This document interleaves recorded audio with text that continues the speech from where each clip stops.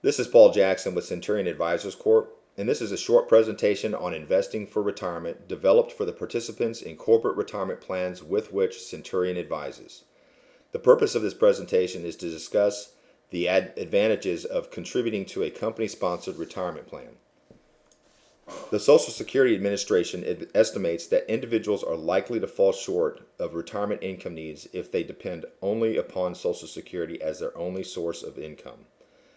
This image illustrates an estimate of income sources during retirement for people aged 65 years and older with an annual income of around $58,000. Those not enrolled in qualified retirement plans, such as 401ks or or pension plans, may find it difficult to meet retirement income needs. In addition, if you do not have post-retirement wages, the potential shortfall in your retirement planning may be even greater. To ensure a comfortable lifestyle during retirement, it is necessary to establish and maintain a savings plan that will bridge the gap between the income needed to retire comfortably and the income Social Security provides. This graph shows the quarterly U.S. personal savings rate since World War II. The personal savings rate reached an all-time low of 1.3% in late 2005, but since has increased to 6.2% in late 2008. Currently, the rate is at 4.7% as of the fourth quarter of 2012. The financial crisis has probably made many people realize how fragile their savings were, hence the sharp upturn in the graph in 2008 and 2009. However, the trend has been clearly downward in an era when even more responsibility for retirement savings has been shifted from corporations to individuals. This suggests that many people have not saved adequately for their retirement. The problem is that people should be saving more, considering the declining availability in pensions provided by employers and the level of confidence in receiving Social Security benefits. The good news is that people have started to realize this recently. Part of the problem is that people have no idea how much they need to get to their goal. The 2012 Retirement Confidence Survey by the Employee Benefit Research Institute reports that more than half of workers and their spouses have not tried to calculate how much money they will need to have saved to live comfortably in retirement. How much does the average investor need in retirement? This answer will vary for each investor. What used to be the ideal nest egg of $1 million several years ago has probably doubled or tripled for many investors. Once you have a sense of how much retirement savings are necessary to support the income you need in retirement, you need to consider how much you should save each month to achieve your savings goal. This graph illustrates the amount of monthly savings needed to reach $1 million by age 65 for various ages. Obviously, the earlier you start, the easier it is to achieve your retirement savings goal due to the power of compounding investment returns. Keep in mind that results will vary as investing involves risk, fluctuating returns, and the possibility of loss. One of the larger benefits of investing in a 401k plan is that your employer may match a percentage of your contribution. Many 401k plans allow for employers to contribute to a participant's account. This amount is usually represented as a percentage of the participant's contribution. If an employer has 50% matching program, for example, then for every $1 that a participant contributes, the employer will contribute 50 cents to the account up to a cap. This image illustrates the growth of two hypothetical investments. The light blue line represents the growth of $100 invested in stocks at the end of each month. The dark blue line represents the same investment with a 50% employer match. Thus, $150 is invested in stocks at the end of each month. By taking advantage of the employer matching program, the employee gained an additional $23,500 over the 20-year period analyzed. Returns and principal invested in stocks are not guaranteed, and investing in securities always involves risk of loss. An 87-year examination of past capital market returns provides historical insight into the performance characteristics of various asset classes. This graph illustrates the hypothetical growth of inflation in a $1 investment in four traditional asset classes over the time period 1926 through 2012. Large and small stocks have provided the highest returns and largest increases in wealth over the past 87 years. As illustrated in the image, fixed income investments provided only a fraction of the growth provided by stocks. However, the higher returns achieved by stocks are associated with much greater risk, which can be identified by the volatility or fluctuation of the graph lines. Government bonds and treasuries are guaranteed by the full faith and credit of the U.S. government as to the timely payment of principal and interest, while stocks are not guaranteed and have been more volatile than the other asset classes. Furthermore, small stocks are more volatile than large stocks and subject to significant price fluctuations and business risks and are thinly traded. While it is impossible for individuals to avoid taxes with most investments, it is possible to defer taxes.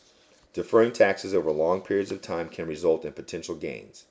The impact of taxes on an investment portfolio can be reduced through the use of tax-deferred investment vehicles such as IRAs and company-sponsored retirement plans.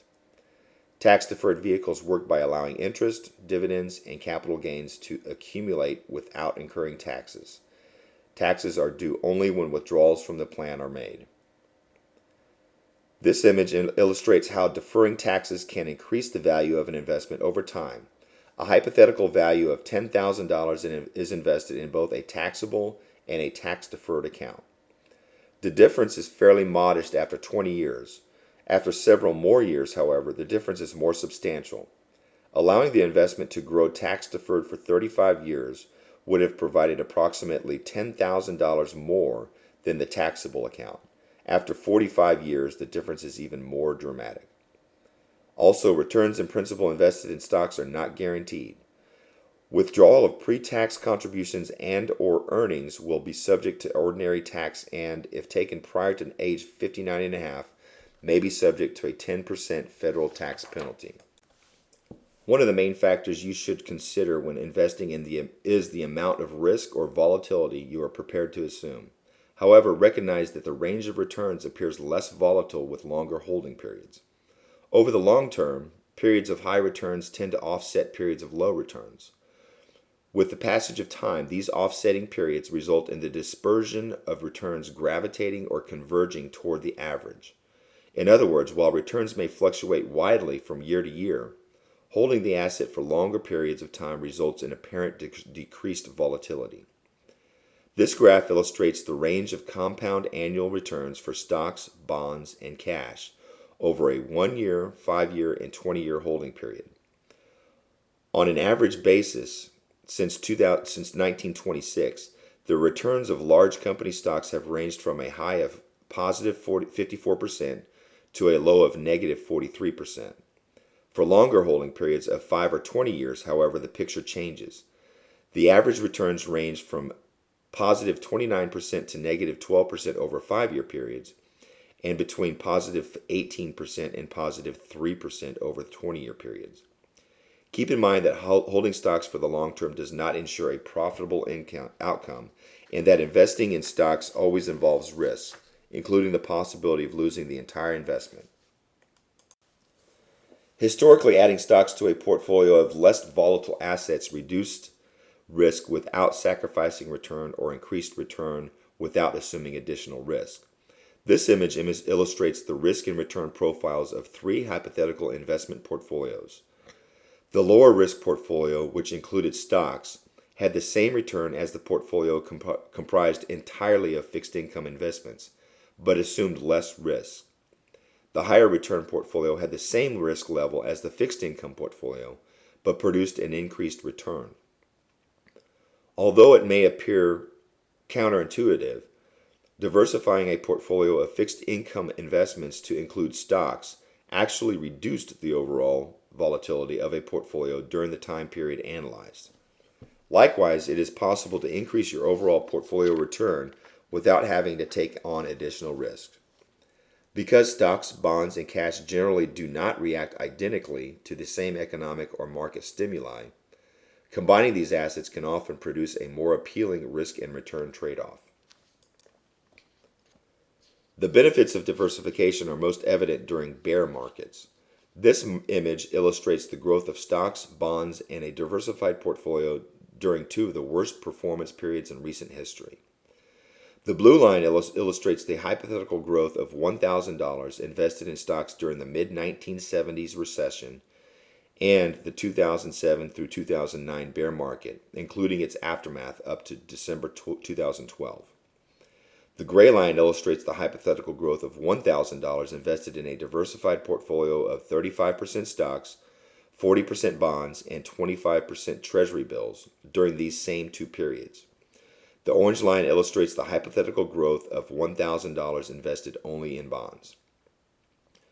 Notice that by diversifying among three asset classes, the diversified portfolio experienced less severe monthly fluctuations than stocks or bonds alone.